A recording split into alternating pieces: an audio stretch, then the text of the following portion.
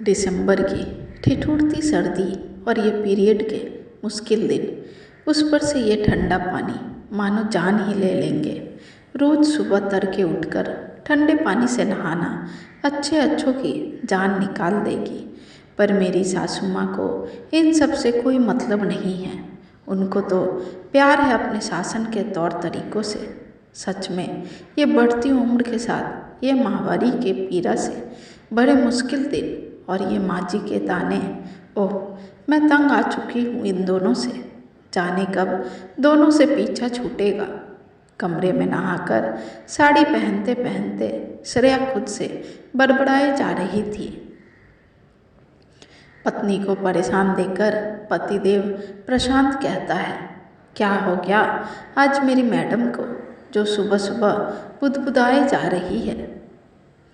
क्या होगा जी, जो होता आया है वही हो रहा है। बालों में कंघी करते हुए श्रेया गुस्से से खींचते हुए प्रशांत को कहती है, अरे श्रेया, क्या पहेलियाँ बुझा रही हो, साफ साफ भी कहो कुछ तो। मेरे तो दिमाग के ऊपर से जा रहा है। प्रशांत अनभिज्ञ अनजान बनकर कहता है। प्रशांत को अनजान बनते देखकर श्रेया चिढ़ते हुए कहती है, इसलिए तो कहती हूँ पतिदेव, आप रहने ही दीजिए, जैसे आपको कुछ पता ही नहीं है। काश बीमारी ढूंढने की बजाय इलाज ढूंढ लेते तो मेहरबानी होती पतिदेव, पर मेजबान को तो इलाज में इंटरेस्ट ही नहीं है। अरे खुद तो सब रजाई ओढ़कर सर्दी में पड़े रहते हैं 9 बजे तक और मुझ बेचारी पर जुर्म ढाते हैं। अरे इतनी सर्दी में सुबह सुबह ठंडे पानी से कौन नहाता है, और वो भी उस टाइम में जब पीरियड हुआ हो। शरीर ऐसे ही रक्तस्राव से पस्त रहता है और शरीर की हड्डियों में दर्द से अकरन रहती है। पर आपकी माताश्री नियम कायदे का पाठ पढ़ाती रहती है। अरे बिना नहाए रसोई में चली ही गई तो कौन सा तूफान आ जाएगा, या फिर कौन सा अशुद्ध हो जाएगा रसोई घर। पानी तक गर्म करने नहीं देती ये आपकी मदर इंडिया। अगर बिना नहाए रसोई में जाकर पानी गर्म ही कर लिया तो कौन सा अनर्थ हो जाएगा। बोलिए पतिदेव। अरे इतना तो आपकी माता जी को समझना चाहिए, आखिर वो भी तो एक औरत है और इस दौर से वो भी गुजर चुकी हैं, फिर भी मेरी तकलीफ़ों को समझ नहीं पाती हैं। कम से कम इन दिनों तो मेरी तकलीफ़ों को समझकर अपने तौर तरीके और नियम कानून को साइड रख सकती थी ना। पर नहीं, उन्हें तो अपनी सास वाली हुकूमत जो चलानी है, फिर कैसे समझौता कर लेंगी। अरे मैं भी कौन सा रोज रोज ऐसा करने को कह रही हूँ, पर कम से कम इस सर्दी और पीरियड के दिनों में ऐसा कर ही सकती है ना। पर नहीं, उन्हें तो कुछ सुनना ही नहीं है। श्रेया का गुस्सा देखकर प्रशांत उसे शांत रहने को बोलता है, पर श्रेया आज शांत होने के बजाय फिर से गुस्से से चिढ़ते हुए कहती है, हाय रे मेरी किस्मत, इसी घर में ब्याहना था मुझे, जहाँ सुबह सुबह बिजली के नाम पर ये झूलते तार, ये बड़े बड़े बल्ब और बाथरूम की शोभा बढ़ाती ये गीजर दिखती है। ना यहाँ बिजली आती है और ना ये मुआ गीजर चलता है। इतना कहकर श्रेया अपने बालों का ठंडा पानी जानबूझकर अपने पतिदेव पर छटक देती है, जो आराम से रजाई ओढ़कर सो रहा था। ठंडा पानी जैसे ही प्रशांत के चेहरे पर पड़ता है, वो झट से उठकर बैठ जाता है और श्रेया से कहता है, पागल हो गई हो क्या? अरे मेरी जान लोगी क्या? कितना ठंडा पानी है, ओह सिरन सी दौड़ पड़ी नसों में। वाह पतिदेव, थोड़ा सा ठंडे पानी का छींटा क्या पड़ गया, आपकी तो जान ही निकलने लगी। तो फिर मेरा क्या होता होगा, कभी सोचा है आपने? मेरी नस नस में कैसी सिहरन होती होगी पतिदेव। श्रेया की बातें प्रशांत के दिल में आकर रुक गई। उसे आज श्रेया के दर्द का एहसास हुआ, इसलिए वो उठा और श्रेया को रजाई में बैठा दिया और कहा, मुझे माफ़ कर दो श्रेया, मैं आज तक तुम्हारी तकलीफ़ों को समझ नहीं पाया और कभी तुम्हारा साथ नहीं दे पाया, वो भी उस समय जब तुम्हें हमारी सबसे ज़्यादा ज़रूरत है। मैं कैसे भूल गया कि पीरियड के दौरान तुम्हें कितनी तकलीफ़ें होती है।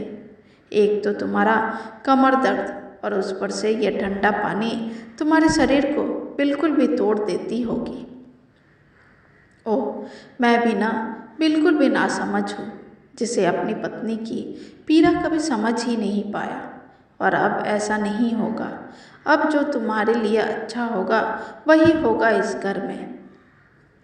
कल से तुम बिना नहाए रसोई में जाओगी और पानी गर्म करके स्नान करोगी, और अगर मन हो तो बाद में भी स्नान कर सकती हो, पर तुम्हारे शरीर को और कष्ट झेलने नहीं दूंगा। प्रशांत की पॉजिटिव बात सुनकर श्रेया कहती है, वाह, ये तो बहुत अच्छी बात है, पर आपकी मदर इंडिया क्या मानेगी इस बात के लिए? वो तुम मुझ पर छोड़ दो मैडम जी, वादा किया है तो निभाना तो पड़ेगा ना। ऐसा कहकर श्रेया और प्रशांत हंसने लगते हैं। फिर श्रेया थोड़ी देर बाद रसोई में चली जाती है अपने घर के दायित्व निभाने के लिए। दूसरे दिन श्रेया की तबीयत कुछ ठीक नहीं लग रही थी, इसलिए प्रशांत अपनी माँ कल्याणी जी के पास जाता है और कहता है, माँ, आज श्रेया को हल्का बुखार है, इसलिए आप रसोई संभाल लीजिए। और हाँ माँ, थोड़ा जल्दी कीजिए, वो उसे थोड़ा दवा देना है, तो जल्दी से चाय नाश्ता बना दीजिए। आज पहली बार प्रशांत के मुंह से ऐसी बात सुनकर कल्याणी जी गुस्से से कहती है, पगला गया है क्या तू प्रशांत? मैं इतनी ठंडी में कैसे सुबह सुबह नहाऊंगी? ठंड ना लग जाएगी मुझे और बीमार पड़ गई तो? ना बाबा, मेरे से नहीं होगा ये सब। तू अपनी पत्नी को बोल थोड़ी देर में उठकर नहा धोकर आकर रसोई का काम करे। ऐसा कहकर कल्याणी जी रजाई ओढ़कर सोने लगती है कि तभी प्रशांत फिर से कहता है, अच्छा माँ, तू नहीं करेगी तो छोटी को बोल, आज के दिन वो संभाल ले। बेटी का नाम सुनते ही कल्याणी जी बरकते हुए कहती है, तू सच में जोड़ू का गुलाम हो गया है क्या प्रशांत? मैं नहीं तो तेरी छोटी बहन, अरे उसे ठंड न लगेगी क्या? और अभी कुछ दिनों बाद उसे दूसरे घर भी तो जाना है, और तू कहता है अपनी बेटी से काम करा लूँ। हाँ, तो इसमें क्या बुराई है माँ? आज नहीं तो कल छोटी को भी वही करना पड़ेगा जो यहाँ श्रेया को करना पड़ता है। आखिर वो भी तो छोटी का ससुराल ही होगा ना, और उसे भी तो ये सभी नियम मानने पड़ेंगे ना, चाहे इसके लिए उसके शरीर के साथ खिलवाड़ ही क्यों ना करना पड़े।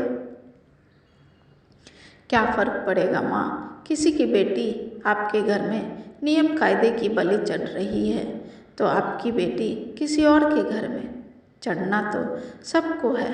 और सुबह सुबह ठंडे पानी से सर्दी के मौसम में नहा ही लेगी तो मर थोड़ी न जाएगी, बस थोड़ा बहुत शरीर का नुकसान होगा, वो तो हर औरत का होता है शादी के बाद। क्यों माँ, सही कह रहा हूँ ना मैं? बस कर बेटा, अब ताने दे देकर मार डालेगा क्या?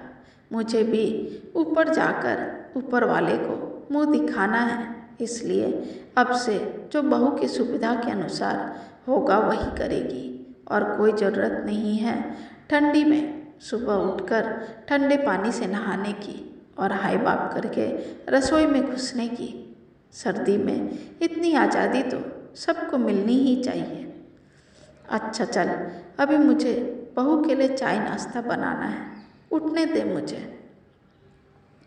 बिस्तर से जैसे ही कल्याणी जी नीचे उतरने लगती है, वैसे ही श्रेया कमरे में आ जाती है और आते ही सासू माँ को कहती है, बस माँ जी, आप यहीं बैठिए, मैं ठीक हूँ। मुझे तो बस आपको एहसास दिलाना था कि नियम कायदे से ज़्यादा ज़रूरी इंसान की ज़िंदगी और उसका स्वास्थ्य होता है। ठंड की वजह से मुझे कमर में अकड़न हो जाती है और तकलीफ़ें भी बढ़ जाती हैं, और पीरियड में और मेरी हालत ख़राब हो जाती है। पर आप अपनी ज़िद पर अड़ी हुई थी।